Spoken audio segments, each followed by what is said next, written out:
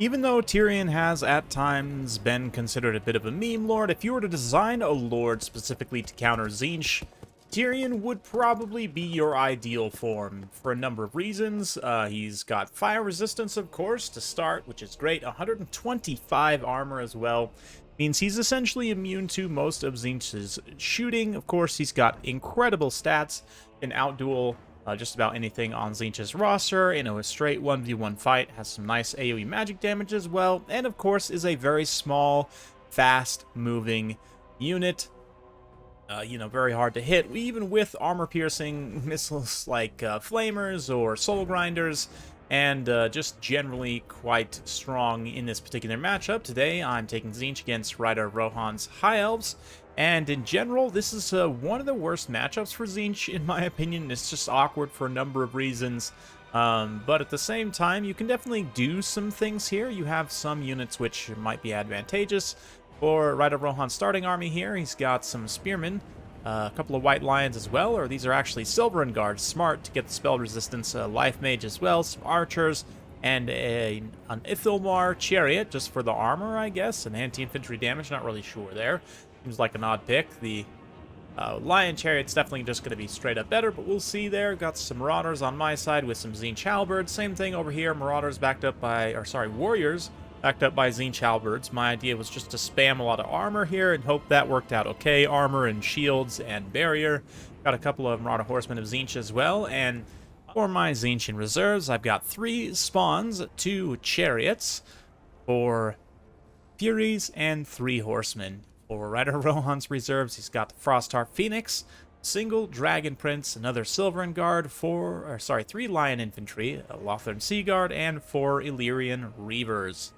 Unlike the High Elves, who have an ideal Lord choice, Tzeentch, in my opinion, doesn't really have a good Lord choice in this matchup. All of the Lords have pretty clear downsides, the biggest of which is that they're all actually relatively easily sniped to a degree. I mean, certainly the flying lords with barrier, you can at least try and fly away, but High Elves do, of course, have various ways of dealing with that. You have Tempest, they have their own fast-flying, slow units, like the Frostheart Phoenix, right? So it's a little bit risky. I took a risk taking this guy up in the air. He at least has a spawn summons, and I can take Lore of Metal, which is fairly decent against the High Elves. Got this sort of change here for a spawn summon, Searing Doom, Plague of Rust as well. Blasted Standard also gives him a missile block chance while he's up in the air, which will help a little bit against that small arms fire. So it's an interesting matchup for sure. Right now, just coming forward and kind of taking up a defensive position here.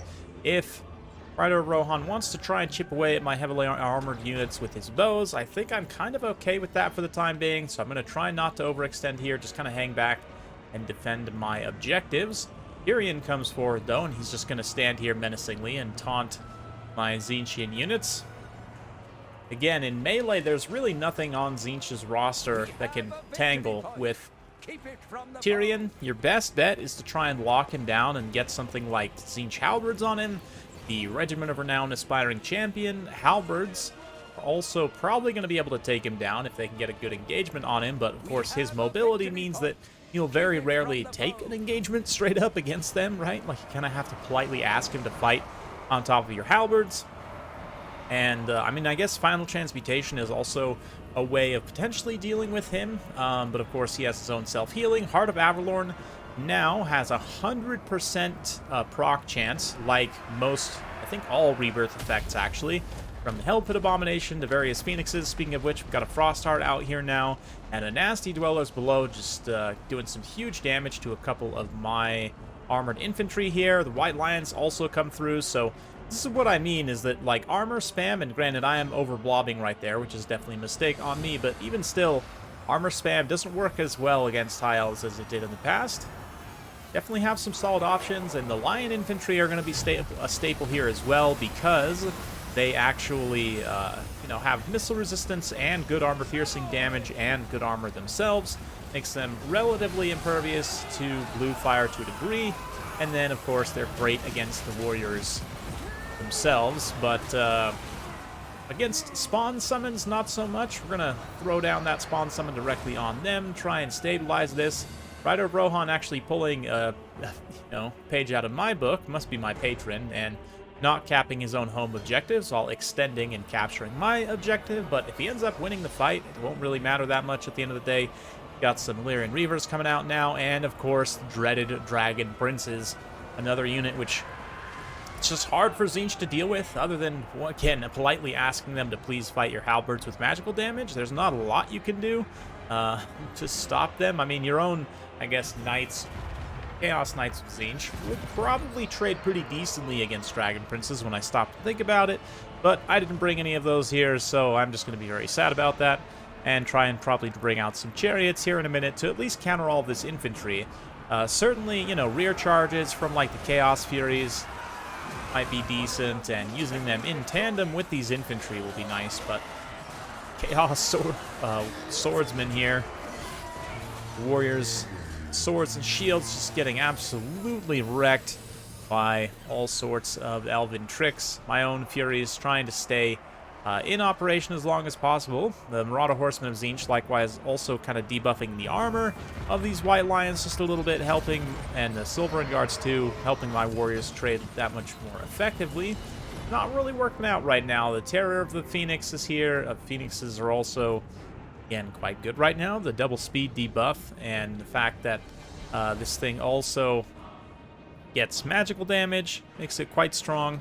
If I were to have taken, like Kairos, for example, or an Exalted Lord of Change, the Frostheart Phoenix is a great counter to them directly, because it can just, catch them and kill them in melee pretty consistently. And Village also, you might say, oh, take Village, he's a relatively decent combatant, he's a Footlord, so you can try and protect him with the halberds, and yes, that can work to a degree as well, but Village is also very slow. At the end of the day, he is just a Footlord without that many really special abilities, no summons or anything like that, so really just doesn't offer that much upside, and also can get sniped relatively easily by the High Elves. All they need to do is occupy your halberds or just one-shot them with Dwellers Below, and then they can swoop in with the Frostheart Phoenix and just kill Village. So it's a little bit of a tough situation, but even still, I think I'm doing an okay job kind of playing the objectives here. We've managed to whittle down a lot of those the White Lion infantry, just with magic damage and with kind of chip damage over time. The Marauder Horsemen of Tzeentch also, I'm trying to focus on units that don't have fire resistance, and even though the White Lions do have a little bit of missile resistance, that still gets somewhat lessened by the weakness to fire from the Warp Flame. Spawn also can charge in and debuff their armor even further, so just try and kind of equalize the stats a little bit. And that's the thing about Tzeentch. A lot of their power comes in these kind of specialty synergy tricks, I would even call them. Different sort of things you have to do to try and win, especially in a matchup like this where High Elves have a lot of distinct advantages, potentially. At the same time, though, Tzeentch definitely has a lot of great tools. I still think, I don't know, maybe someone else who's a more experienced and better Tzeentch player in Domination could come up with a better build than me, but finally we've got the Chariots out. Probably should have brought these guys out a little bit earlier, and in fact, like, Chariots and Halberds, plus maybe some of my own Knights to contest Elven Heavy Cavalry would probably be a decent way to go. I mean, the Chaos Chariots, in my experience, are really nice because they have Barrier. For Tzeentch at least, and of course magic damage. The stats are fairly low, but of course you're mostly relying on the charge bonus. 110 armor is also fairly decent. They do have pretty low HP at the end of the day. See them taking some pretty swift damage here, but if you can keep them moving and keep them safe from cavalry, they can definitely get a lot of work done. Finally, we're able to push back the Elven forces here and start to retake my objective. I mean, I say finally. I've actually managed to stay fairly equal in terms of points because Rider of Rohan failed to capture his own home objective for so long, but now he is doing so. Get a couple of clean matchups between Marauders of Tzeentch and White Lions here. Even with the upgraded Plague of Rust equalizing the armor situation, it's still going to go pretty poorly for the Marauders just because their stats are really not that great in comparison. In terms of attack and defense, likewise, this Chariot getting caught by Dragon Princess is a pretty big disaster. Hopefully they don't take too much damage. That 110 armor will help protect them somewhat from the Dragon Princes. Given the lack of AP, we can come try and kind of screen through these spawns here. as Tyrion fights in the front line, and say front line. There's not really any clearly defined battle lines at this point, but Sorcerer looking very cool. Comes down to finally fight in combat a little bit, and he'll do okay against these Dragon Princes in this type of situation. A little bit more bombardment there as well, and just mostly ineffective at this point. I'm thinking, though, if we can somehow get a triple cap here, which, you know, I haven't even been able to really get a double cap, but if we're somehow able to get a triple cap, maybe I can break up these forces here on this objective and just kind of win out right there. Maybe throw those halberds back there and continue to reinforce here with my own halberds. Maybe if I can just win on objectives, I've got a chance, but at this point, Rohan's got a pretty big army damage value lead, and it's really not great for me. That being said, we have routed a lot of his supporting infantry, and a lot of his power is just wrapped up in these single entities right now, so not a lot of actual capture weight, right? I'm going to try and exploit that to my advantage, but we'll see. He did manage to get some Lyrian Reavers cheekily down onto that low ground objective there, which is going to be a bit of a problem for me. We'll just try and handle more halberds coming out, and to be honest, the Tzeentch halberds are definitely a unit that I'm a fan of in this matchup, even if kind of not doing a great job necessarily in this specific game, because Ryder Rohan's micro has been fairly on point in not letting his cavalry fight on the halberds too long.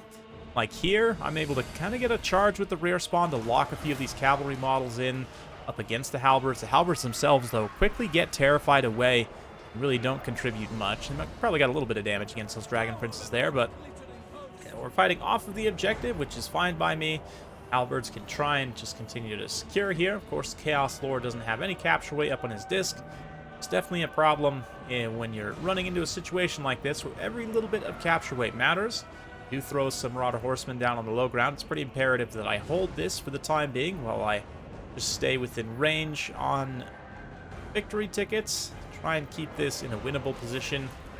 We'll see. The Tzeentch halberds, without missiles or magic, I think Dwellers is mostly gone at this point, now can actually stand. Biggest thing they have to avoid is just getting multi-charged from different directions at the same time. Like, these cavalry were to all fan out, charge from the front with these white line infantry here, and then get the cavalry and the chariots all from the sides.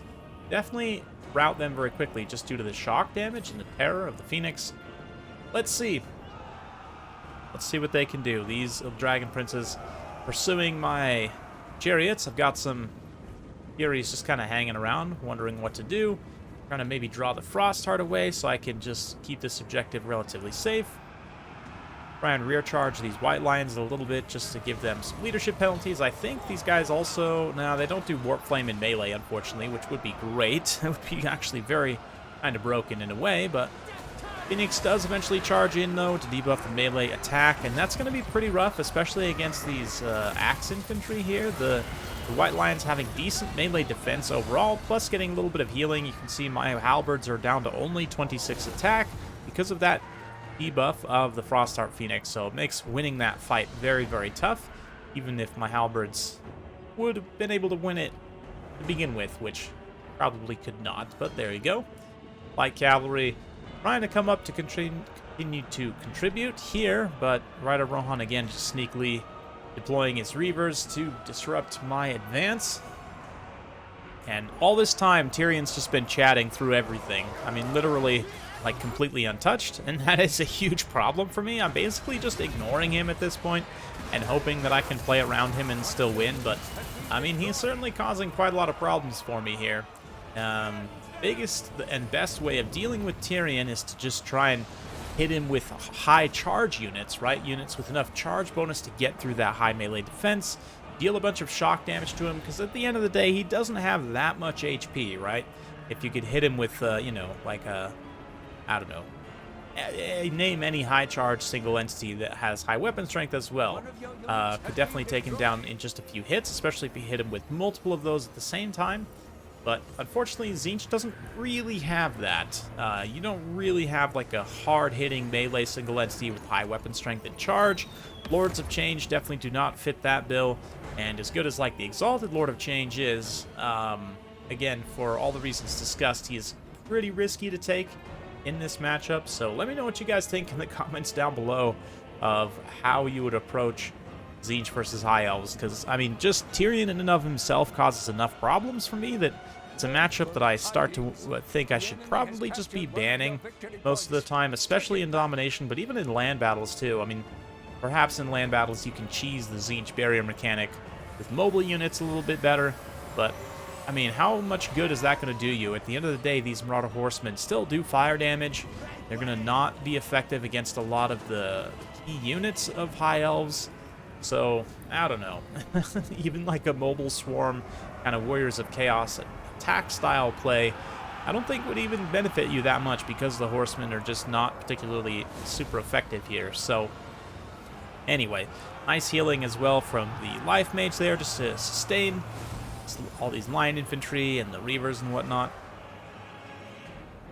And more Chariots coming in for me. I'm going to see if I can clean up a lot of this stuff with the Chariots. If I can at least get rid of the mobile units and then use the Chariots to kill all this Lion Infantry, I have some hope that perhaps I could retake a couple of objectives and at least make it close.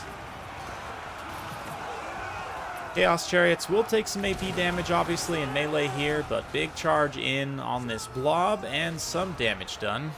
We'll have to see at the end of the day how much they're able to get done. I have summoned both of them twice, so already at this point they're not being terribly cost efficient, but I also make a huge mistake and dive my sorcerer down onto this blob, and due to the speed debuffs of the Phoenix, he is now going to get caught, or at least nearly so. I thankfully have a few sacrificial horsemen to throw in here to bail him out, but not before he takes a couple of big hits from Tyrion and from the Phoenix, and I say bail him out. He actually is unable to disengage here, and a couple of hits from the Phoenix, he gets terrified away as his speed is debuffed, and there it is. I mean, that's, if there was an absolute nail in the coffin, that's probably it. So let's just enjoy some more cinematics of the Tzeentchian Chariots fighting with the Warriors and the White Lions here.